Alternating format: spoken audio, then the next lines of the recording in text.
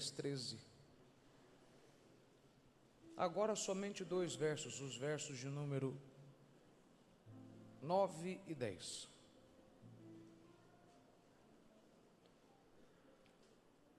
Que diz assim: porque assim me ordenou o Senhor pela sua palavra, dizendo: não comerás pão, nem beberás água, e não voltarás pelo caminho por onde vieste. Assim foi por outro caminho, e não voltou pelo caminho por onde viera a Betel. Diga amém. Amém. Discernimento. E a minha pergunta é: o quanto você tem? Discernimento. O quanto que você tem? Para nós entendermos o verso 9 e 10, nós vamos precisar voltar ao capítulo 12, mas é claro que eu não vou ler com você o 12, porque o capítulo 13, para ser entendido corretamente, primeiro que ele tem que ser lido por completo, porque são 2 eventos conectados, e os 2 estão ligados ao acontecimento anterior. Então vamos falar primeiro do que aconteceu antes. A Bíblia, ela nos fala que o reino foi dividido em 2, você lembra disso?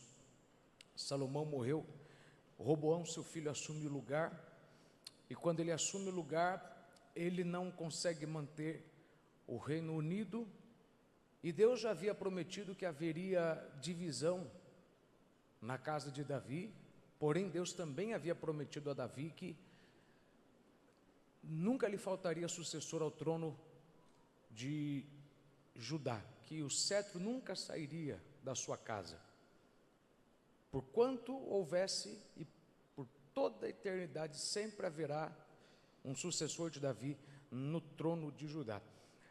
Então o reino se divide: reino norte, reino de Israel, capital Samaria; reino sul, reino de Judá, capital Jerusalém. Apesar de que às vezes é um pouco confuso para quem não lembra que Jerusalém é no alto, porque você vai ler que o povo sempre subia para Jerusalém. Então como que você pode estar no norte e subir para o sul? É estranho, né?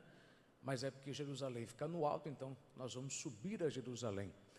E por que divide em 2? O templo de Salomão, ele fica onde? Ele fica no reino sul, fica em Judá. Quem é o rei de Judá? Roboão. Quem que é o rei de Israel? Jeroboão. Jeroboão recebe o reino não em rebelião. Houve uma rebelião, mas Deus havia programado essa divisão, e lá atrás, um dia, Jeroboão, ele era líder, chefe do trabalho, não vou dizer escravo, porque não era escravo, mas do trabalho forçado. Você vai lembrar que Salomão, ele aumentou muito os impostos, aumentou o trabalho forçado, e Jeroboão era quem liderava todas as obras. E um dia ele está andando pelo canteiro de obras, ele está vendo como é que as coisas vão, e um profeta vem e olha para ele e fala: assim diz Deus, Deus vai rasgar o reino, Deus vai te dar 10 pedaços, 2 Deus ainda vai manter com Roboão por amor a Davi, porque Deus prometeu que haveria sucessão de Davi sempre no trono. Então Deus não vai tirar tudo de Salomão, vai acontecer uma divisão, mas ainda assim haverá um descendente de Salomão no trono. Porém Deus vai te dar a maior parte, Deus vai te dar 10 tribos, e se você for fiel, Deus fará com você o que Deus fez com Davi. Deus vai manter sempre um sucessor seu no trono de Israel. Ele ouve aquilo, ele acha interessante, mas a verdade é que é um tanto estranho, é meio esquisito Deus fazer o que ele disse que faria, porque como que Deus agora vai dividir o reino em 2, vai deixar a maior parte com um, vai deixar a menor e mais importante parte com o outro, sendo que o templo de Salomão já está pronto, já não há razão mais para os impostos continuarem elevados, ou seja, esse rei que está vindo aí tem tudo para poder dar certo, não tem razão para as coisas acontecerem assim, mas a verdade é que as coisas acontecem, você sabe disso, e as coisas acontecem, e porque elas acontecem, Jeroboão, com medo de perder a posição que Deus miraculosamente o deu, toma uma atitude precipitada. Você lembra que, como eu lhe disse, o templo de Salomão está em Jerusalém, está no outro reino, e a ordem de Deus era para que sempre o povo fosse e o adorasse ali. E Jeroboão fica preocupado porque vai que o povo, numa dessa de ficar indo e vindo de um reino para outro, decide ficar lá. Vai que numa dessa o povo compara a situação de um país com o outro e fala, é melhor a gente se mudar para cá, não só porque o templo está aqui, mas porque parece que a situação financeira melhor é a situação daqui. Então Jeroboão, ele faz algo que é perigoso e foi de todos o seu pior erro. Ele levanta altares, ele constrói bezerros de ouro, e ele faz isso pela simples razão de que ele tem medo de perder um trono que Deus prometeu que ele não perderia se ele obedecesse. Mas ele tem medo de perder o trono com estas idas e vindas do povo a Jerusalém, porque vai que nessa de ir lá adorar, eles voltam para cá com outra ideia e falam, olha gente, é melhor a gente ir para lá mesmo, porque a terra lá está melhor.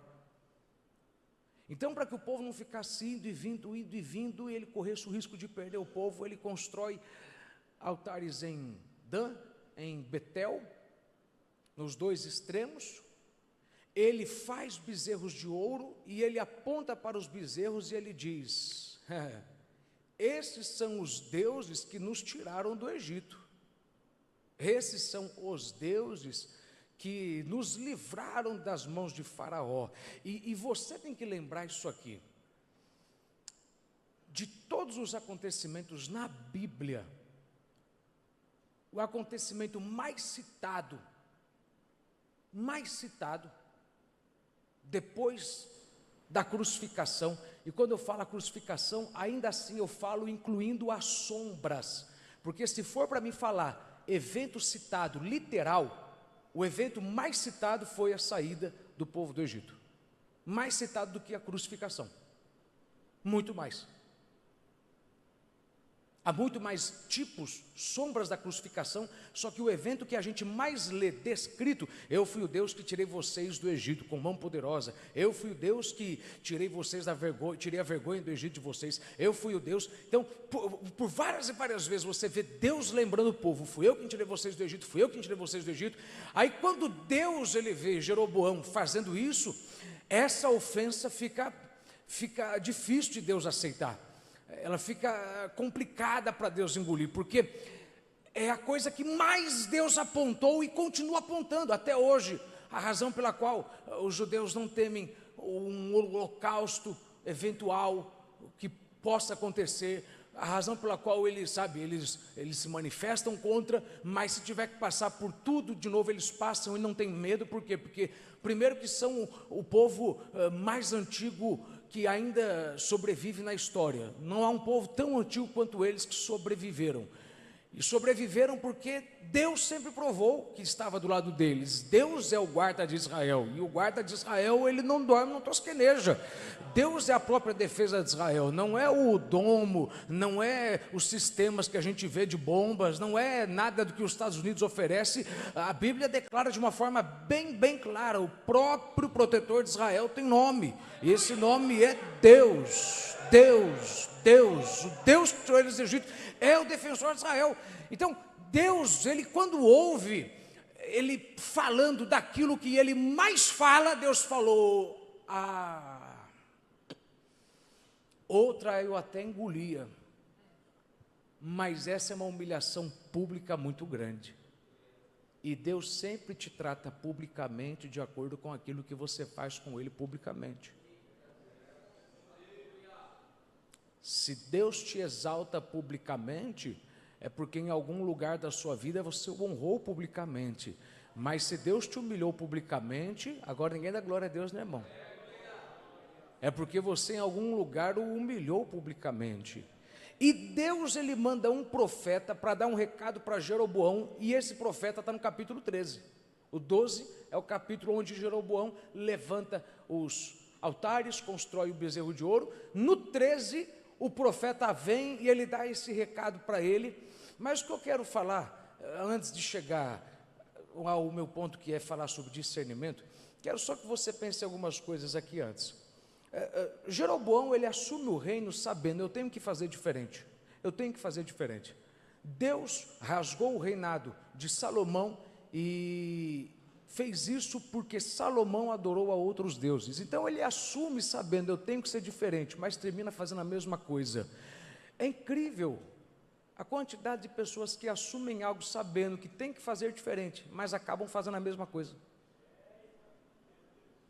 Recebem uma oportunidade que passou na mão de outras pessoas e elas sabem, você tem que fazer diferente, e elas acabam fazendo a mesma coisa. Entram em lugares onde outras pessoas entraram e elas entram sabendo, eu tenho que fazer diferente, Deus me colocou aqui para fazer diferente, porque todo mundo que veio atrás só fez errado. Aí a pessoa que deveria condenar o errado acaba abraçando o errado. E eu só queria fazer uma pergunta, irmão, qual dos dois você está fazendo? A diferença ou continuidade? É incrível você falar de todo mundo que é igual, difícil é você reconhecer que você está igualzinho àquilo que você condenava. Há uma fase onde os demônios possuíram tanto uma pessoa, tanto, que a pessoa fica tão cega, que ela não percebe que hoje ela pratica o que ela condenava. Mente igual as pessoas que ela condenava mentiam. Fala igual as pessoas que ela condenava falavam. Age como agiam as pessoas que ela condenava. E é incrível porque a gente pensa isso sempre acerca do outro, até que a gente começa a fazer uma avaliação minuciosa e fala, minha vida está igualzinho. Aliás, eu vou lhe fazer só uma observação. É possível que hoje você faz e pratica aquilo que você não só condenou a vida inteira, mas a vida inteira disse, eu nunca.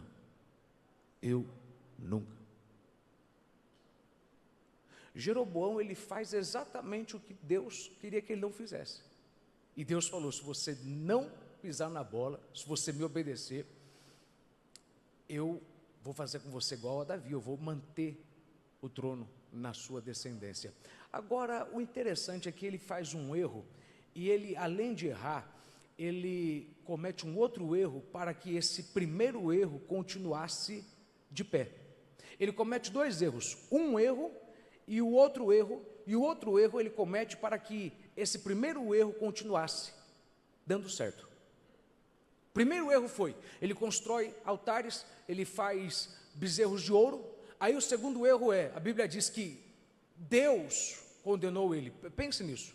O segundo erro ele levanta uma nova classe sacerdotal, uma nova classe de levitas. A ordem de Deus era que somente aqueles homens da tribo de Levi poderiam oferecer sacrifício, porque tudo é determinado pelo altar, tudo é decidido pelo altar. O poder da vida e da morte estão no sangue, e o sangue é derramado aonde?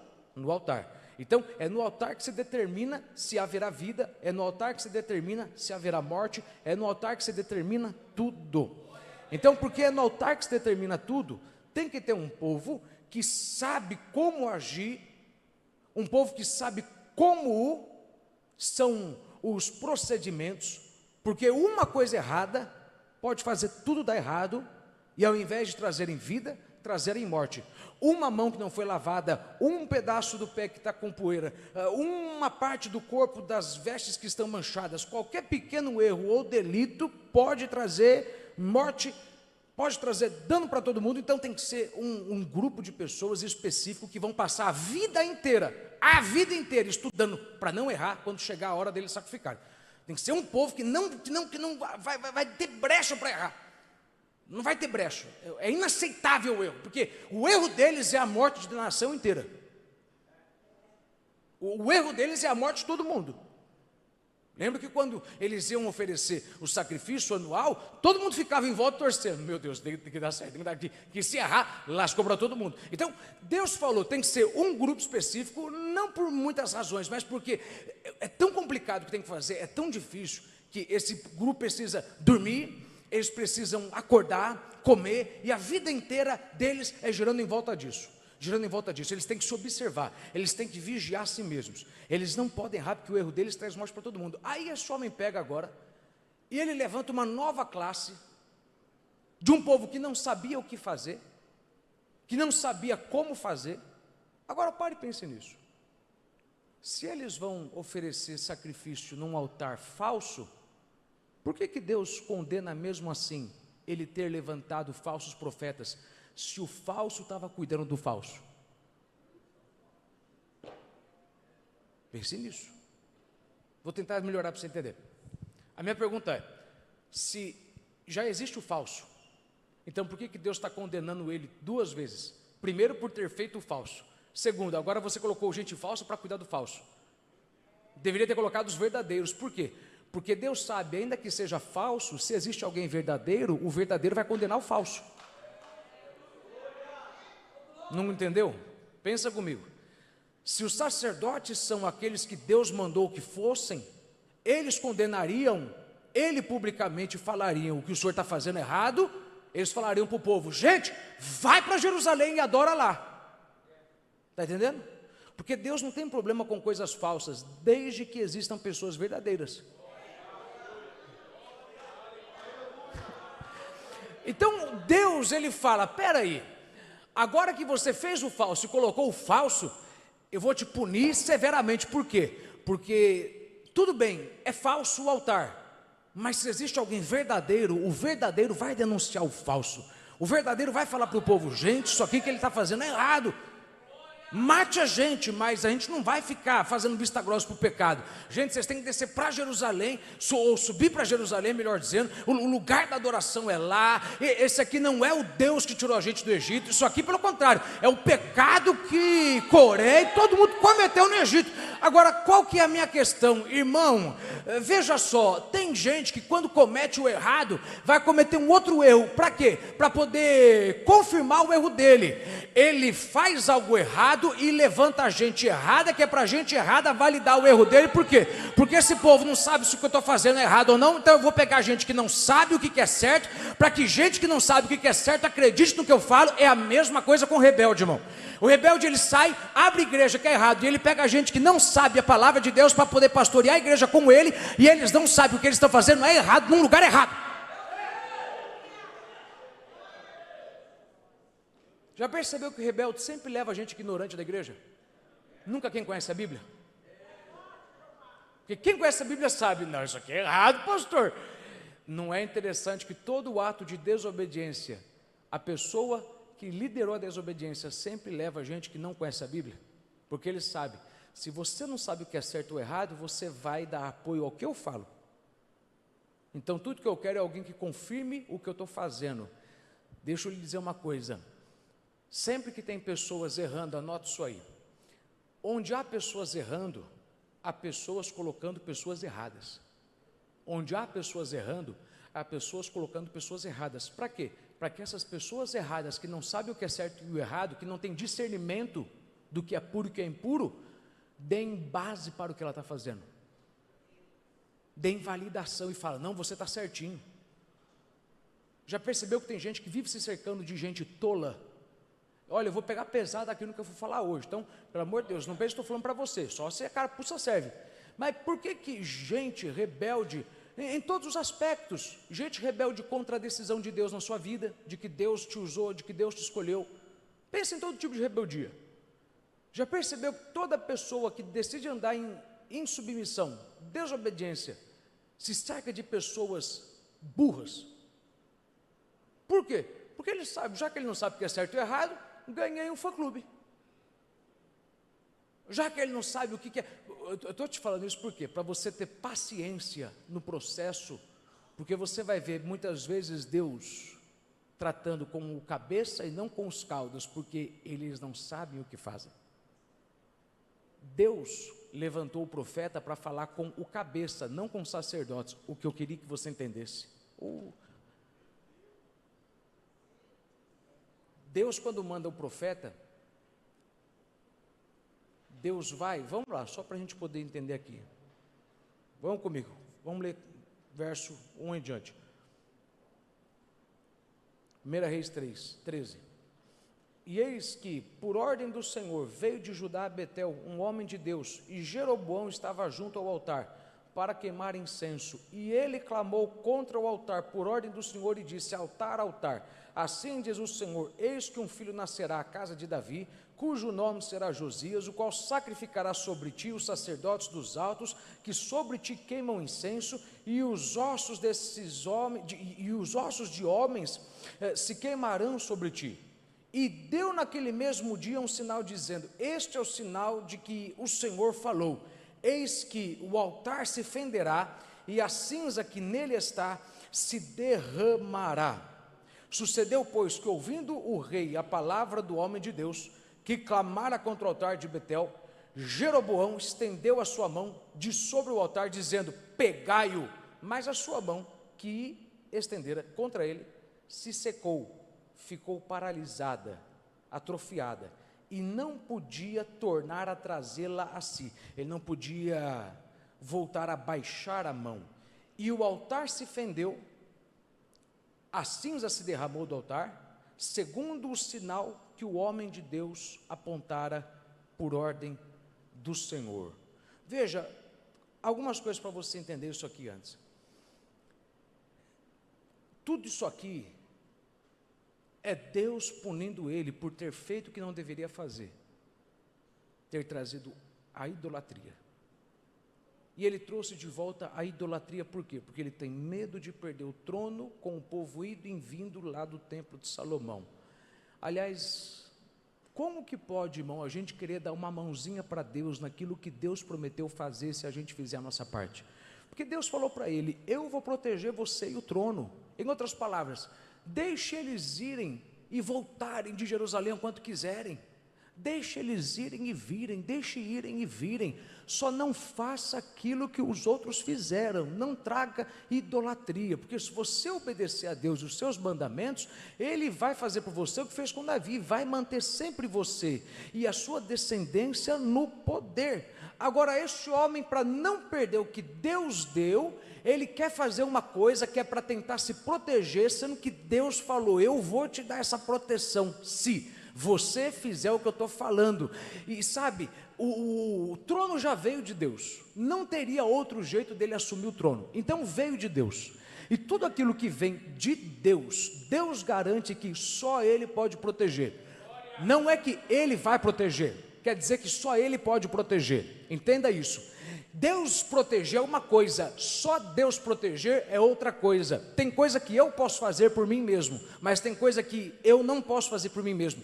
Só Deus pode fazer por mim mesmo. Então, quando você está lidando com uma situação que só Deus pode fazer, porque foi Deus quem deu, quem foi que deu o teu chamado? Foi Deus. Então você não precisa querer ficar defendendo, justificando o teu chamado. Por quê? Porque como não foi você que escolheu ser usado, foi Ele quem te escolheu antes de você nascer, então só pode proteger isso Deus, porque foi exatamente de Deus que isso veio. Então, aquilo que veio de Deus, só Deus pode proteger. Então, se Deus uniu o homem e a mulher, o que Deus uniu, o homem não separa. Então, só Deus para poder proteger, só Deus para poder manter, só Deus para trazer a paz, só Deus para manter de pé. A sua necessidade é apenas uma, não é dar mãozinha para Deus, é garantir que aquilo que é possível você fazer, você vai fazer, porque aquilo que você não pode fazer, aí Deus entra. Então, ele já começa errando, por quê? Porque ele tem medo de que Deus não vai fazer uma coisa que Deus prometeu fazer. Como é que pode, irmão, a gente não ter fé de que Deus vai fazer o que Ele prometeu fazer, sendo que o que Ele prometeu fazer antes, Ele fez, e na época que Ele prometeu parecia loucura. Deus falou para ele do nada, ele estava andando no canteiro de obras: tu vai ser rei. Aí ele: hã? Tu vai ser rei, não do nada. Ele estava andando dias de trabalho, olhando as obras, tu vai ser rei. E assim diz o Senhor, se tu fizer o que Deus está mandando, Deus vai manter na tua vida o que Ele fez na vida de Davi. Vai sempre manter alguém da tua linhagem no trono. Mas você tem que obedecer a Ele, e você não vai perder. Pergunta para alguém que está do seu lado, a fé é a mesma ou não, irmão? Como é que pode você ter fé de um tanto para isso aqui e fé de tão pouco para isso aqui? Quando Deus te deu aquilo que era louco, que você nunca imaginava que Ele te daria, você teve fé. Aí agora que Deus está dizendo que vai proteger, você não consegue crer. Não é interessante como a nossa fé consegue ser grande para coisas grandes e pequena para coisas pequenas? Você não entendeu. Não é o inverso. É exatamente isso. A gente consegue ter muitas vezes uma grande fé para grandes coisas e para pequenas coisas uma pequena fé. Aí Deus, Ele levanta um profeta, ele é um jovem profeta, lembre, ele é um jovem profeta, ele não é um velho.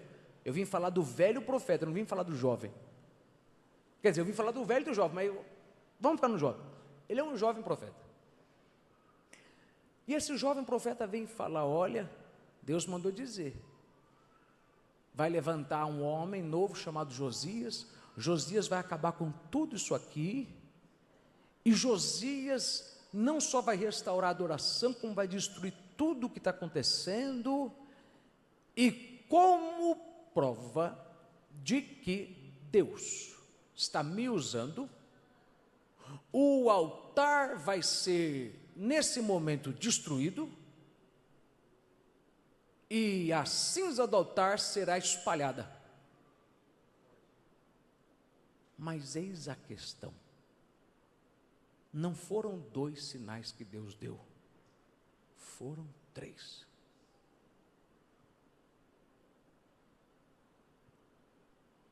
Se você leu atentamente, você não viu 2 sinais, você viu 3. Porque o primeiro sinal que Deus deu, de que era Deus quem estava usando o profeta, não foi quando o altar se quebrou, foi quando a mão do rei foi paralisada. Deus falou que daria 2 sinais, mas na hora Deus deu 3. Quer dizer que há uma parte das coisas que Deus dá, que Deus não promete dar, mas só porque Ele não prometeu, não quer dizer que Ele não vai dar. Vamos falar a verdade ou não? Quantas bênçãos você recebeu de Deus, que Deus não prometeu que ia te dar, mas Ele te deu? Não é interessante que Deus sempre te dá muito mais do que o que Ele promete? Meu Deus.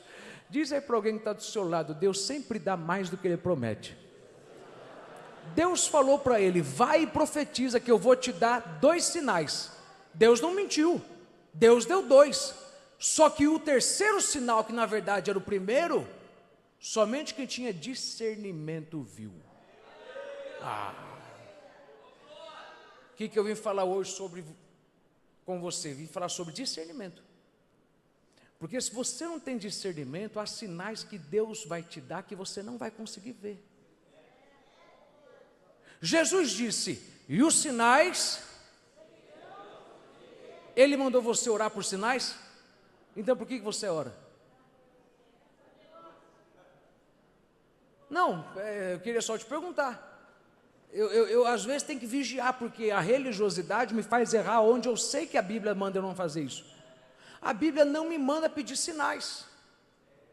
A Bíblia diz que eu posso pedir a bênção, a chuva serôdia, mas a Bíblia não manda eu pedir sinais. A Bíblia diz que se eu crer na palavra e andar nela, os sinais serão automáticos. Eles seguirão os que creem. Deus vai me dar sinais em qualquer momento e a qualquer hora de que tudo que eu estou fazendo, eu estou no caminho certo. Agora a pergunta é, por que a gente pede sinais? Porque a gente, primeiro, tem dificuldade em obedecer à voz de Deus. Então, primeiro a gente quer que Deus dê um sinal para que depois a gente faça o que Deus está falando. Mas o que eu quero que você entenda é o seguinte, que há uma quantidade de sinais que Deus dá que a gente não vê. Eu já falei para pessoas, eu já fui usado por Deus para falar para pessoas. Em tantos dias Deus vai te dar um sinal. Chegou na quantidade de dias, a pessoa falou, eu não vi. Eu falei, tem certeza? Porque há sinais que são tão pequenos que a Bíblia diz: não desprezais o dia das coisas pequenas. Jesus disse: olha, eu não vou dar mais nenhum sinal para vocês, para os discípulos. Vocês ficam me pedindo sinais, vocês não conseguem discernir os sinais que eu já tenho dado? Alguém aqui tem pedido para Deus: Senhor, me dá sinais. E Deus está te dizendo: como? Se eu já te dei tantos sinais, que outras pessoas no teu lugar já estariam em paz. Você só está desesperado porque você não tem discernimento para ver que eu já fiz o que eu falei que ia fazer. Irmão, declara para alguém que está do seu lado: Deus já fez o que Ele falou que ia fazer, irmão. Para de ficar desesperado pedindo: ai, Senhor, me dá um sinal. Deus já fez o que Ele falou que ia fazer. É que você está com os olhos tão fechados. E por que os seus olhos estão fechados? Porque você tem gastado tempo demais falando: Senhor, me dá sinais, me dá sinais. E tem orado menos para que você tenha os olhos do entendimento iluminados. Olha para alguém que está do seu lado e diga assim: não ore por sinais, ore por entendimento. A Bíblia não te dá legalidade para orar por sinais. Quem dá sinal é Deus, de acordo com a sua submissão à palavra.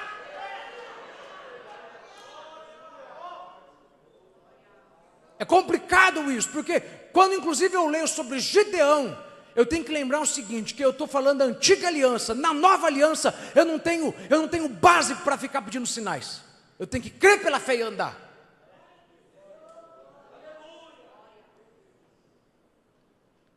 Queria que você entendesse isso. Sinais é consequência de submissão, discernimento é consequência de relacionamento. Não anotou por quê? Sinais é consequência de submissão. Quer dizer que se eu me submeter a Deus, a palavra dele, eu vou ter sinais. Agora, quando é que eu vou conseguir ver o que Deus está fazendo? Quando eu tiver relacionamento com Ele.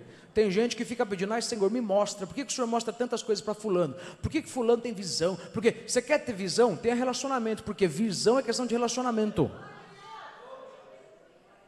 Não, mas relacionamento e submissão não está junto? Depende. Se você começar a andar hoje na palavra, hoje ainda você vai ter sinais. Só que tem discernimento, coisas que você só vai ver a longo prazo, andando por um longo período. Então não adianta obedecer hoje e esperar que você vai ver. Você vai ter que obedecer amanhã e depois que passar um ano, Deus vai falar: agora eu vou te deixar ver coisas que eu estou fazendo em oculto. Por quê? Porque você já provou que tem relacionamento comigo. Então, o que eu quero falar sobre discernimento. Diga bem forte: discernimento. Maravilha. Eu quero tentar chegar em tudo que eu quero te entregar hoje. Vamos lá. Veja o que Deus falou para ele. Deus falou, 1 Reis 13, verso 2. Eu vou ler da nova tradução da linguagem de hoje. Ó altar, o que o Senhor Deus diz é isto: vai nascer um descendente de Davi, que se chamará Josias. Em cima de você é o altar, ele matará os sacerdotes que servem nos altares pagãos e oferecem sacrifícios em cima de você. Ele também queimará os ossos de gente sobre você. Eu acho interessante que Deus fala para o profeta: vai lá e diga que nesse momento eu vou tratar com o cabeça, a cauda eu vou tratar depois.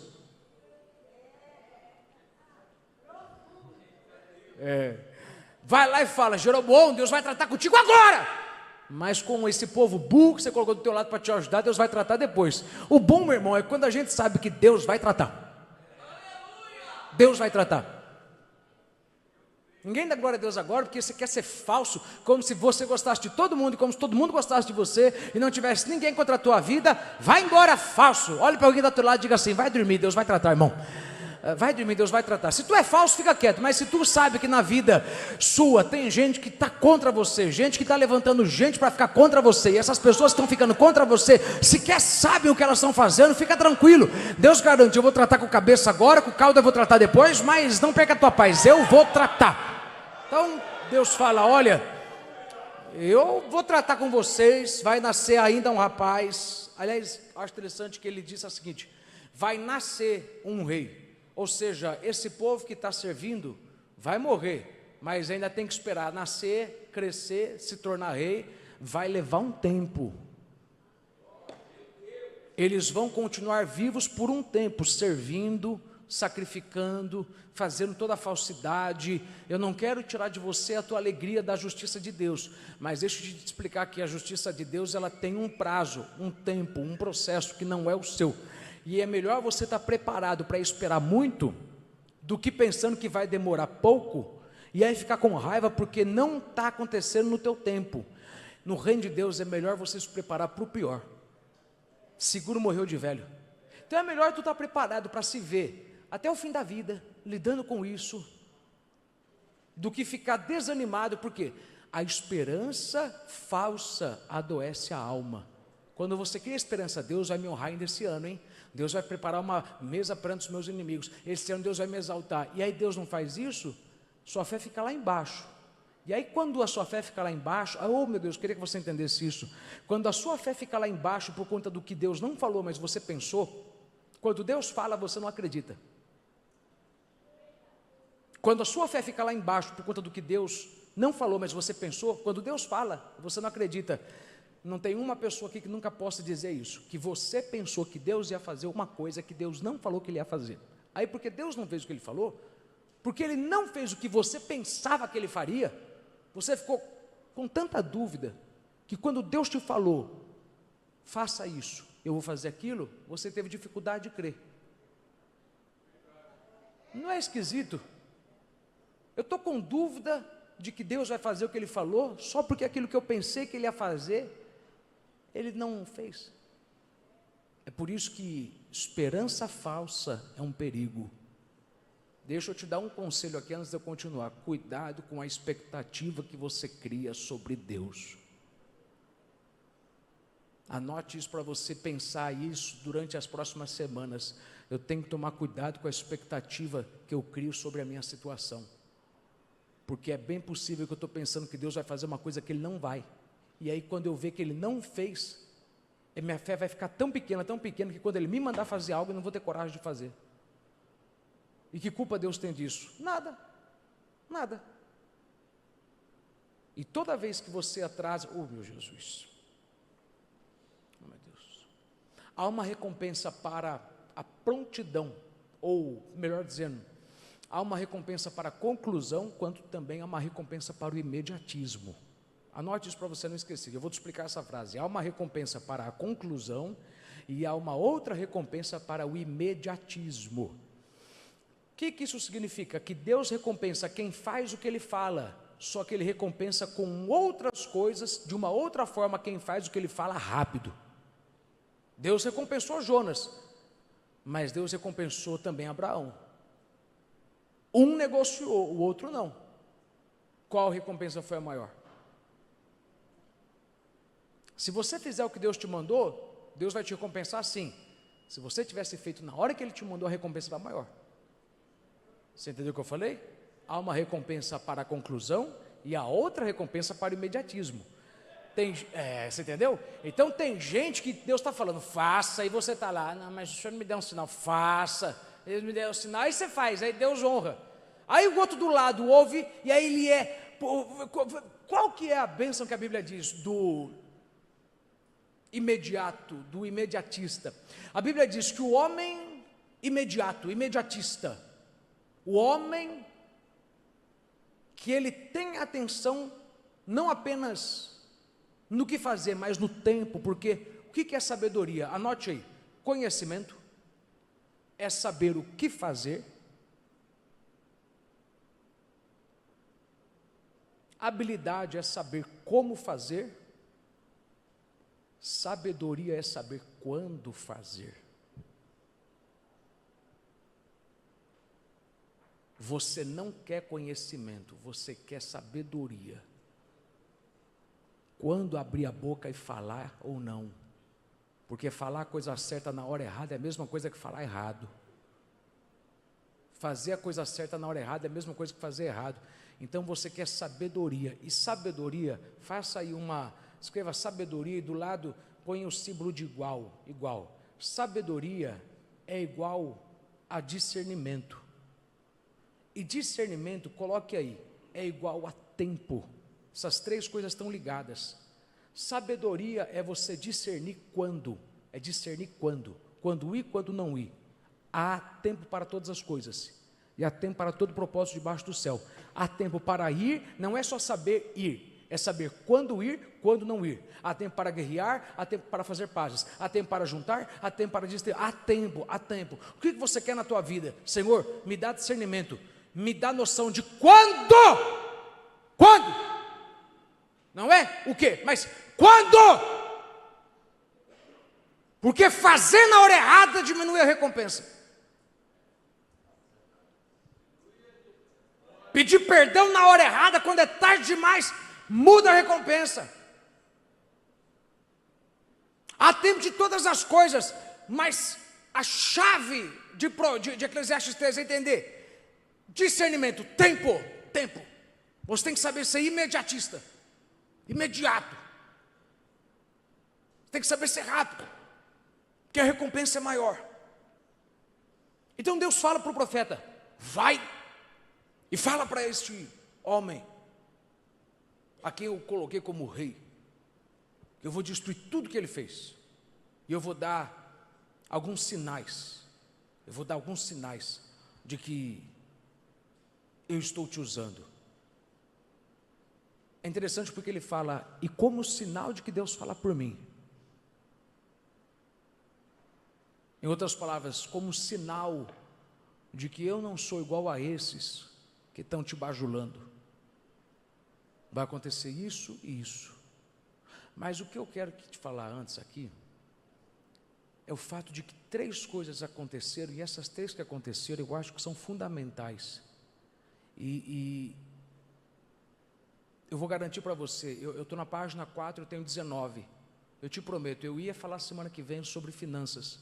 Eu vou terminar semana que vem essa palavra. Porque eu não quero te entregar tudo hoje e você sair entendendo só metade.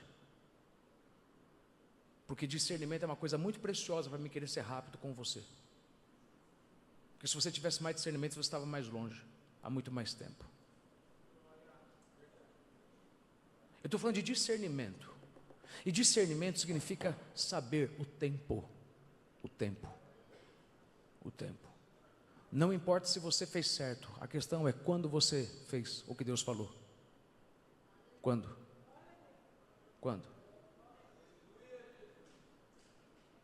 Eu já perdi a oportunidade de comprar coisas por um valor, se eu tivesse feito na hora o que Deus falou, e aí depois eu comprei depois. Eu continuei tendo acesso ao que eu queria. O que eu queria, que não estava à venda, continuou à venda. Mas eu paguei um preço muito maior do que eu poderia ter pago antes. Se eu tivesse... Aí a recompensa. Eu recebi bênçãos que eu poderia ter recebido antes e em uma maior quantidade, ou em quantidade maior, se eu tivesse feito antes o que eu demorei semanas para fazer. Então a questão não é se eu estou fazendo, é com que velocidade eu estou fazendo. E Deus fala, eu vou dar para você sinais de que eu estou te usando, sinais de que sou eu quem estou, porque você tem que ter coragem para profetizar para o rei uma coisa dessa. Você tem que ter coragem. A sua vida vai correr risco, a sua vida ela vai correr perigo. E você está fazendo isso por quê? Porque Deus ele não está aceitando tamanha humilhação pública, porque o que Deus está passando aqui é uma humilhação pública, porque esse homem está agora apontando para um bezerro de ouro e está falando, foi isso aqui que arrancou a gente do Egito, foi isso aqui o que arrancou a gente de lá. Você sabe qual que é o medo número 1 das pessoas? Vergonha pública. A questão é, Deus, ele viu uma humilhação pública, e eu queria que você entendesse que tem coisa que a gente está passando na nossa vida publicamente, que não é o diabo, é Deus, porque a gente humilhou Deus publicamente. A gente não teve discernimento de dar para Ele a glória que Ele era devida, e Deus não aceita dividir glória com ninguém. Quando você arranca a glória da sua história de Deus, Ele começa a rasgar a sua história. Irmão, deixa eu falar para alguém aqui que Deus, eu vou parar aqui a palavra. Deus me trouxe hoje para te falar somente isso. Você está colocando culpa no diabo de uma coisa que não é o diabo. Você está passando vergonha pública com a tua família, com as tuas finanças, com algumas áreas da tua vida, porque você humilhou Deus publicamente, e Deus ele vai tratar você na medida que você o tratar. Então a questão não é se você consegue ver que Deus é o autor da glória da tua história. A questão é, você consegue reconhecer que faz um tempinho que você está tirando Deus como o autor da glória da tua história? Porque toda vez que você vai falar do que Deus fez, você está igual igual Jeroboão. Foi isso aqui que arrancou a gente do Egito. Foi o meu braço que conseguiu isso. Eu consegui, mas você não sabe o quanto que eu trabalhei, não sabe o quanto que eu estudei, não sabe o quanto que eu me esforcei. E aí Deus vai ficando de fora. Deus vai ficando de fora. Deus vai ficando de fora. E é interessante porque Deus, ele deu 3 sinais. Deus deu 3 sinais. Primeira coisa que Deus fez, irmão, a Bíblia diz, e Deus paralisou o braço do rei. Deus paralisou o braço do rei. O que é braço? Braço é símbolo de poder, de mão, de autoridade. Deus paralisou o braço dele. E tem gente que está com o braço paralisado porque humilhou Deus publicamente. Se eu tiver o meu braço paralisado, eu não consigo pagar, eu não consigo comprar. Tem muita gente, eu vou falar, Senhor, tem muita gente aí que não consegue comprar, não consegue pagar, vive com as dívidas, ano após ano, aumentando, porque você tirou a glória da sua história de Deus, você tirou Deus da sua história, você esqueceu que você chegou até aqui porque foi Deus. Você está colocando a glória de tudo que você tem no teu diploma, nas pessoas que te estenderam a mão, e Deus está ficando de fora. E aí Deus, como sinal de que Ele está pegando você, de que Ele está cansado da tua humilhação pública, Ele paralisa o teu braço, Ele paralisa o teu poder. A pior coisa, irmão, é uma pessoa que tem um poder paralisado. Uma pessoa com poder paralisado é uma pessoa humilhada. Por quê?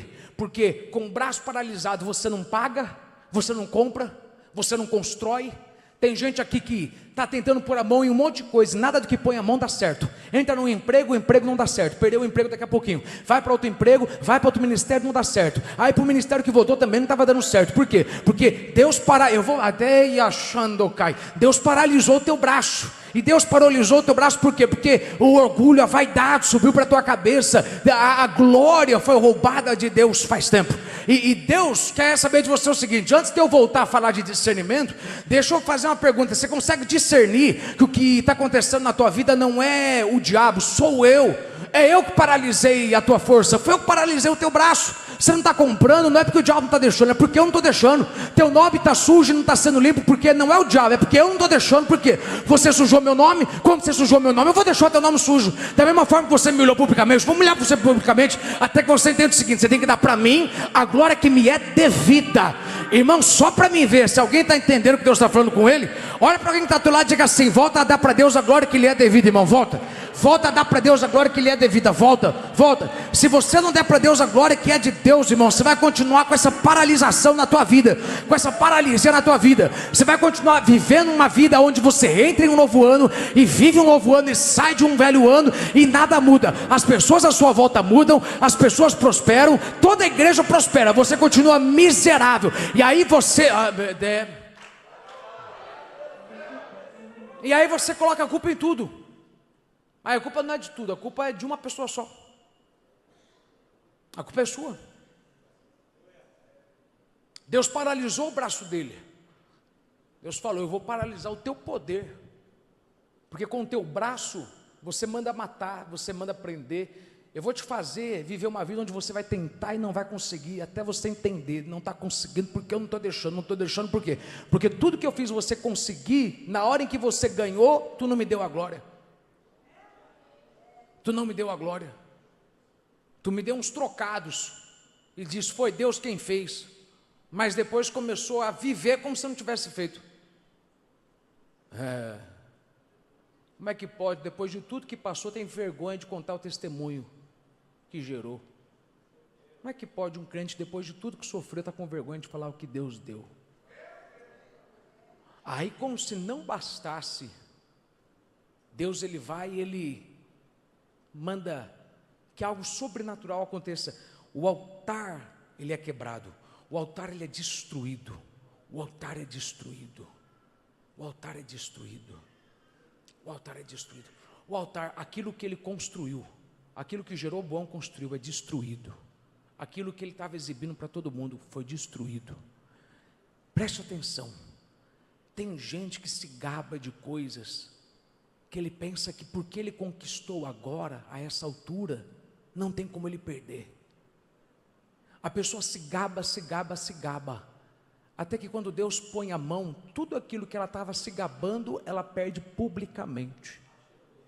ela perde publicamente com a mesma facilidade que ela se exibiu publicamente. Olha onde meu ministério chegou, olha onde eu estou sentada, olha a igreja que Deus me deu, olha o carro que eu dirijo, olha a roupa que eu uso, olha a marca do relógio que eu tenho, olha a marca do sapato que eu dou para minha esposa, olha aquilo. Aí Deus vai deixando até que Deus começa a arrancar publicamente, irmão. Deus arranca tudo, Deus destrói o altar, aquilo que a pessoa estava se gabando. E aí quando Deus destrói, sabe o que é interessante? A pessoa começa a colocar a culpa. Não, foi um terremoto. Não, sabe por quê? É porque estava complicado, estava caro, estava alto os juros. Não, eu perdi por quê? Porque não consigo mais pagar. Mentira, meu irmão, você perdeu o que perdeu porque Deus, de alguma forma estranha. Por que estranha? Porque lê a Bíblia, lê o texto. A Bíblia diz o seguinte: o altar, ele se quebrou. E aconteceu o quê? Nada. Não veio terremoto, não veio um sopro, a mão de Deus não apareceu balançando, ele se quebrou.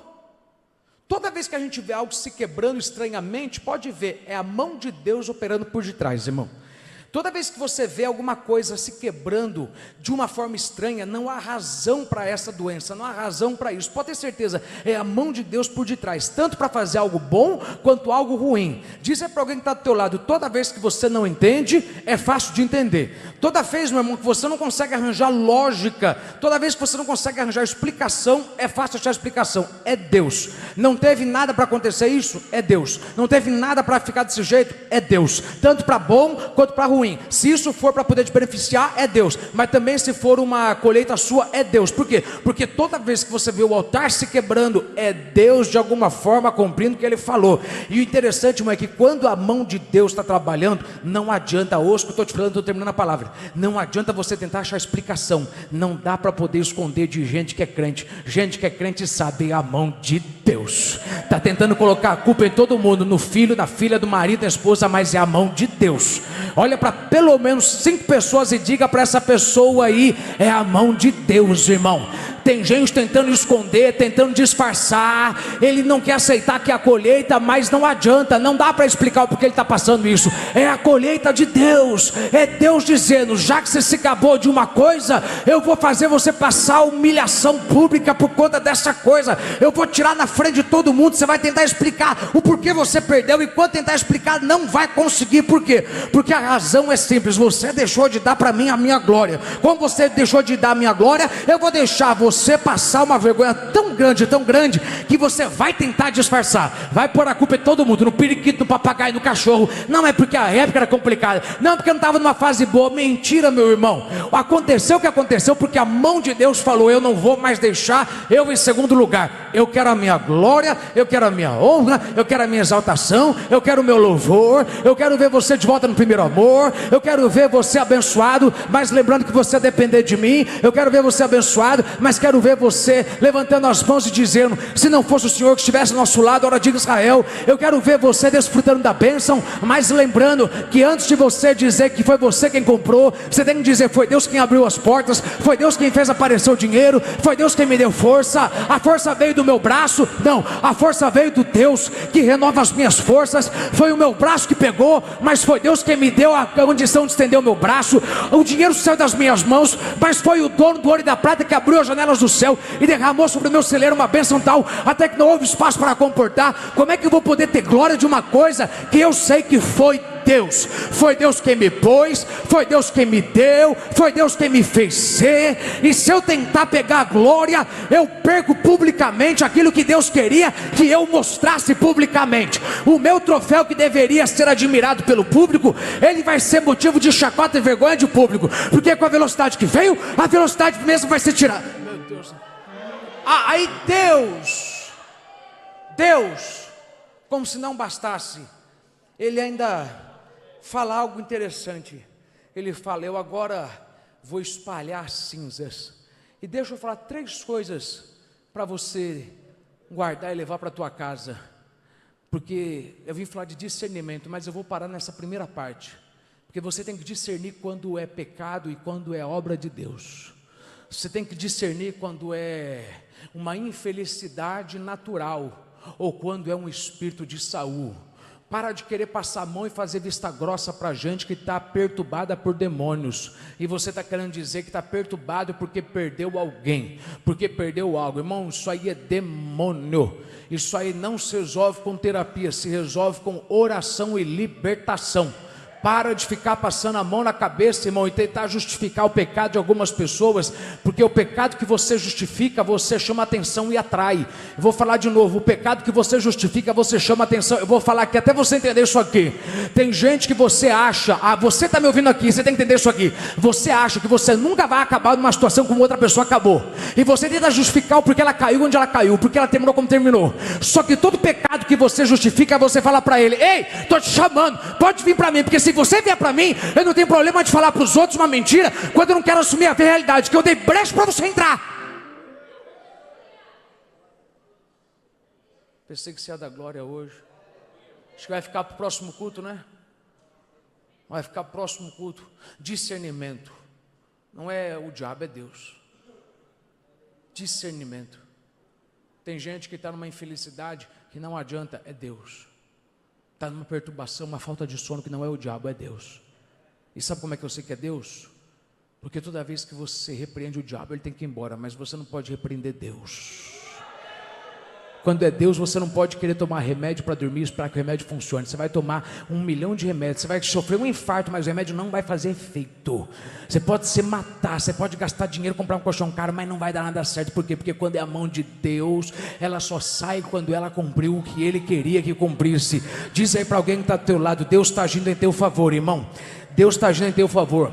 Me acha pelo menos 5 pessoas, nem que você tenha que andar, mas profetiza para 5 pessoas: Deus está agindo em teu favor. Por quê? Porque Deus, Ele falou: eu vou agir em teu favor, profeta. Eu vou agir em teu favor, profeta. Profeta, eu vou agir em teu favor. Já que você aceitou falar o que eu mandei falar, eu vou dar 2 sinais. Eu vou te falar 2. Na hora eu vou dar um terceiro. Se você tiver discernimento, você vai ver. Vou te dar sinal de que eu estou te usando para poder falar isso mesmo. Irmão, deixa eu te falar uma coisa. Deus vai te dar sinais de que Ele realmente está falando com você, de que Ele está te usando. Olha para pelo menos 3 pessoas e diga assim: Deus vai te dar 3 sinais, irmão. 3 sinais, 3 sinais. Agora presta atenção: 3 sinais do quê? 3 sinais de que Deus está para restaurar algo da tua vida que é precioso para Deus.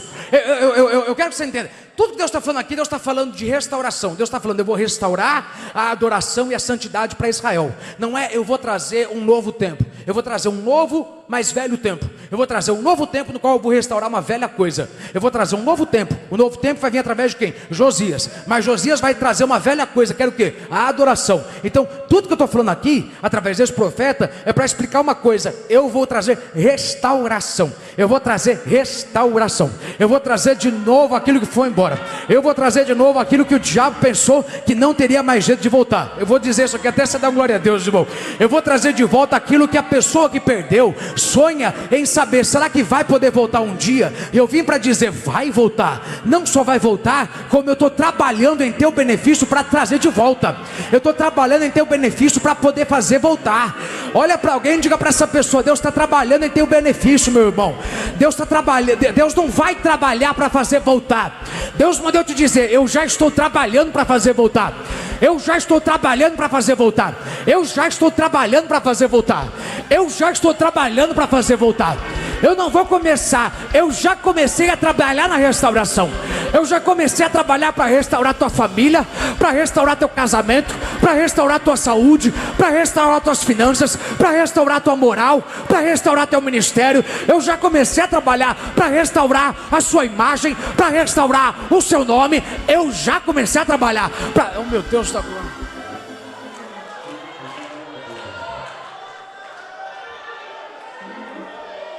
Primeira coisa que eu acho importante é que a Bíblia diz que o braço dele foi paralisado. Paralisado. Não é interessante que o braço dele foi paralisado primeiro e o altar foi quebrado depois?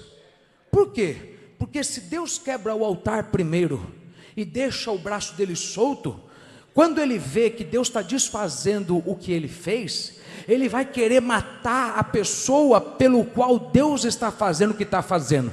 Porque o diabo é assim, quando o diabo vê que Deus está desfazendo as obras dele por conta sua, ele vai querer retaliar você só porque Deus está desfazendo o que ele fez. Mas Deus mandou te dizer, fica em paz, que antes de eu desfazer o que o diabo fez, eu vou paralisar o braço dele. Eu vou paralisar o braço dele a ponto de que ele não vai conseguir fazer nada contra você quando eu começar a desfazer o que ele está fazendo. Eu vou falar aqui, meu irmão, para pelo menos 30 pessoas que entendem o que Deus está mandando eu dizer. Deus me deu palavra dias atrás, Deus falou. Tem 2 pessoas na tua vida que nada do que fizeram está preocupado, vão te atingir. E de lá para cá Deus colocou essa palavra no meu coração e Deus me fez entregá-la hoje. Tem gente que está tentando e está até ameaçando que vai fazer coisas contra você, mas Deus mandou dizer, eu estou paralisando o braço, nada do que falarem acerca de você vai te atingir, nada do que planejarem vai dar certo. Quem crê nisso, levante as mãos e dê glória a Deus. Porque há uma preocupação que tem que ir embora do teu coração. Deixa essa preocupação de lado. Vai descansar, vai dormir.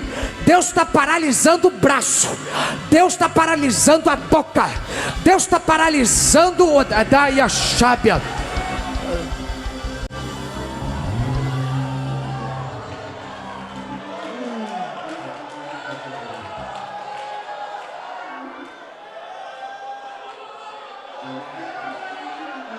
Você já percebeu, irmão, que você está lá orando, Senhor, liberta o meu filho das drogas, liberta minha esposa da bebida, liberta o meu marido das drogas, liberta o meu marido da pornografia, liberta minha esposa da pornografia. Você está lá orando.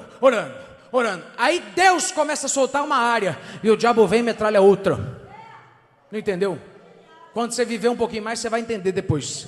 Isso aqui se chama retaliação. Só que se chama o diabo com raiva, porque Deus está desfazendo o que ele fez. Mas a palavra de Deus para você foi: se eu prometi restauração, primeiro sinal que eu vou te dar que eu estou para restaurar. Eu, antes de destruir o que ele fez, eu vou paralisar ele, vou paralisar os demônios dele. Eu vou cercar tua casa, vou cercar tua família. Eu vou derramar uma porção maior do meu sangue. Vou falar que até tu dá um glória a Deus mais alto. Eu vou dar uma porção para você maior do meu sangue. Eu vou colocar o meu sangue em áreas onde eu ainda não coloquei. Eu vou colocar anjos em áreas onde eu não coloquei. Eu vou proteger você e a tua casa. Eu vou proteger vocês. Eu vou paralisar o braço dele. Eu vou paralisar o que os demônios estão fazendo. E aí depois eu vou destruir o que eles fizeram. Porque eu garanto, quando eu começar a mexer no que ele fez, ele vai ficar com tanta raiva que ele vai querer te atingir em áreas que ele não te atingiu ainda. Aliás, deixa eu pregar para alguém que está sendo atingido agora, em áreas onde não estava sendo atingido. Eu vim declarar para você, essa noite, se tudo é glória, essa noite se você entrar na adoração, porque a minha Bíblia ensina que quando a adoração sobe, bênçãos descem. Se tu adorar a Deus, Deus está paralisando agora toda a força satânica que começou a tocar, a mexer, a atingir no que estava quieto, no que estava dando certo, no que estava bom.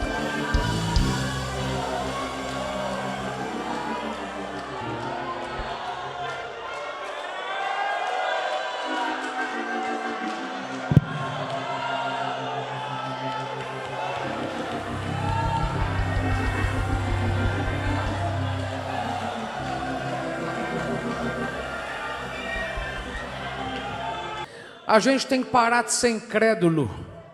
A gente tem que parar de postergar a nossa adoração.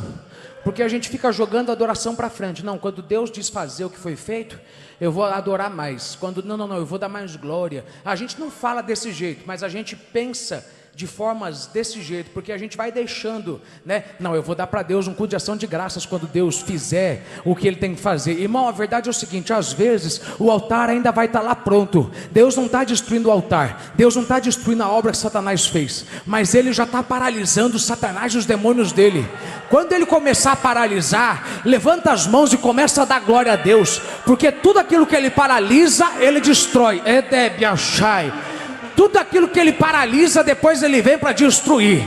Agora eu vou te falar, o segundo sinal que Deus já tem te dado, se é que você tem visto, é que além de paralisar, ele tem destruído o que? O altar. O que é altar? Altar, meu Deus da glória, altar é point de encontro. Altar é um lugar onde você marca um encontro com Deus.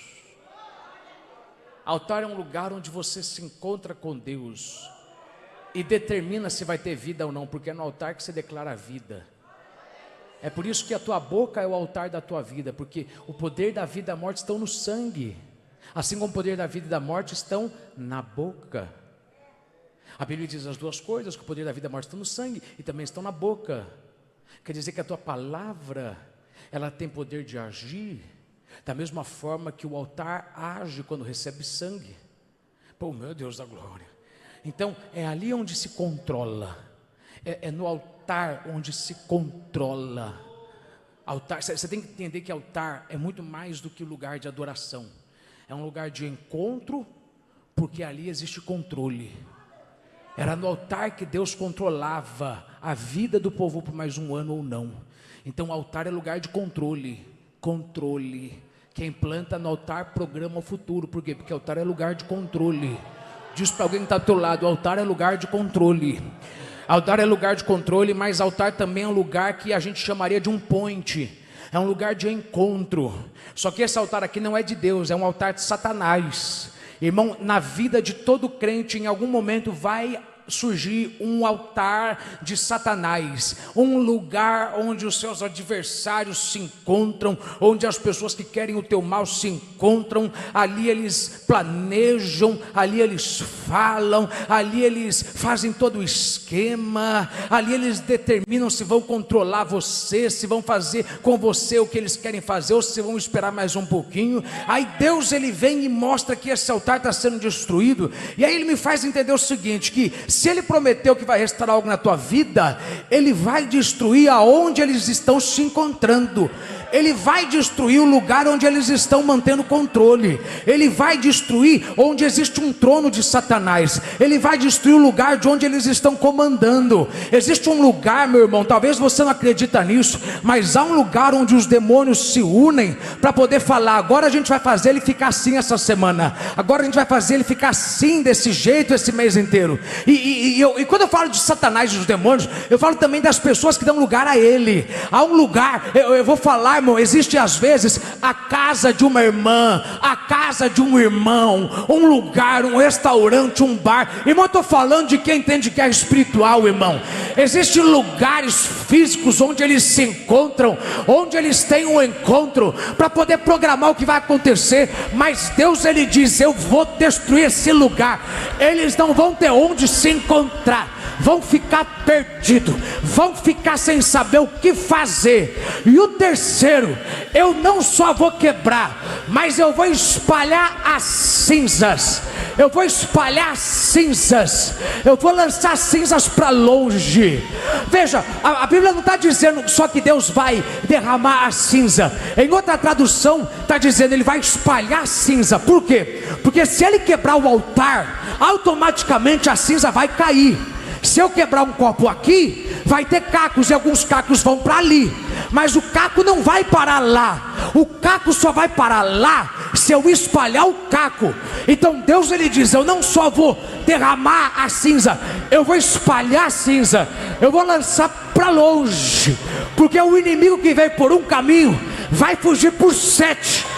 Em outras palavras, vai desaparecer de um jeito que tu não vai ficar preocupado de voltar, porque eu vou espalhar, eu vou fazer ir para longe, eu vou mandar para longe, eu vou mandar um medo para longe, vou mandar uma ameaça para longe, vou mandar alguém para longe, eu vou espalhar assim. Ah, Deus da...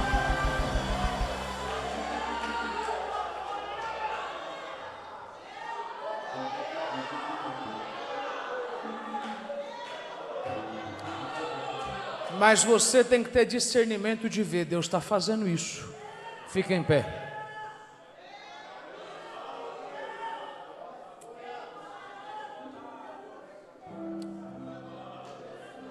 Feche os olhos, porque Deus está te perguntando: será que você está vendo o que eu estou fazendo ou não?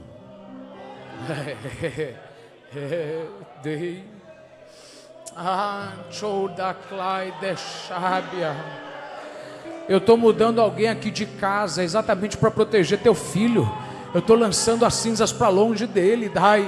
Eu te mudei de igreja, eu te mudei de cidade para proteger tua casa. Você não está vendo que eu estou. Dai, Shébia. Eu estou jogando a cinza para longe, até que você tenha paz no teu coração, descanse e saiba, não vai voltar. Esse mal não vai voltar. Quem acredita nisso, dê a Deus agora seus 2 minutos de adoração. Dê a Deus seus 2 minutos de glória. Dá para Ele de novo glória na tua história. Volta a dizer: Senhor, tudo que eu tenho foi o Senhor quem deu. Ai, dai. É o Senhor quem faz. Dai, orobo yashai. Que darei ao Senhor por todos os benefícios que me tem feito. Eu darei a Ele a minha glória, o meu louvor. Eu darei a Ele o meu culto racional, o meu sacrifício vivo, que é o meu corpo apresentado diante dEle. Cansado, mas eu estou adorando. Cansado, mas eu estou levantando as mãos. Com a voz rouca, mas eu estou dizendo: obrigado, Deus. Sem ter dinheiro para muita coisa, mas eu continuo ofertando. Eu continuo entregando a minha adoração, porque eu sei o que Ele tem feito por mim. Eu sei do que Ele tem me dado. Eu sei do que Ele tem desfeito. Eu sei do que Ele tem colocado à mão. Como eu vou ter medo? Como que eu vou ter dúvida de que vai ter restauração na minha vida? Eu estou vendo que Deus está paralisando. Eu estou vendo que Deus está destruindo. Eu estou vendo que Deus está lançando para longe. Deus está afastando pessoas de perto de mim. Deus está afastando gente de perto de mim.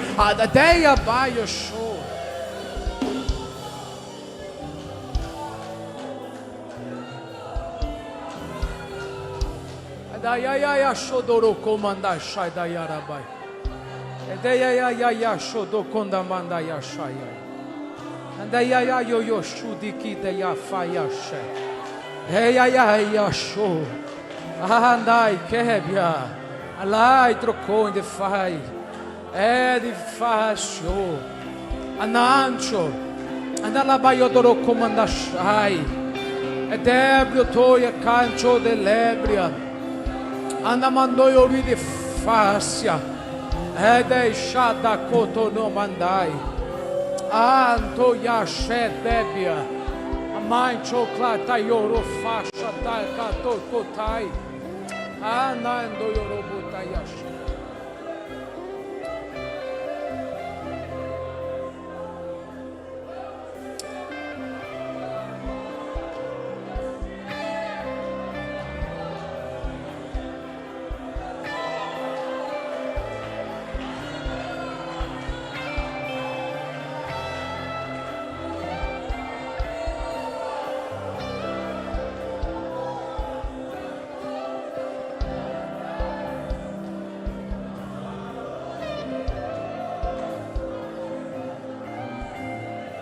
A verdade é que Deus, Ele não promete algo que Ele não possa te comprovar. Você já prometeu algo para alguém e a pessoa perguntou como, e você não sabia como provar que você ia fazer o que ia fazer? Deus não é assim. Deus não vai te prometer algo que Ele não possa te provar. Vou fazer isso. Deus, Ele prometeu: eu vou trazer restauração para a nação, eu vou restaurar a adoração, mas eu sei como dar sinais de que eu vou fazer isso. Discernimento.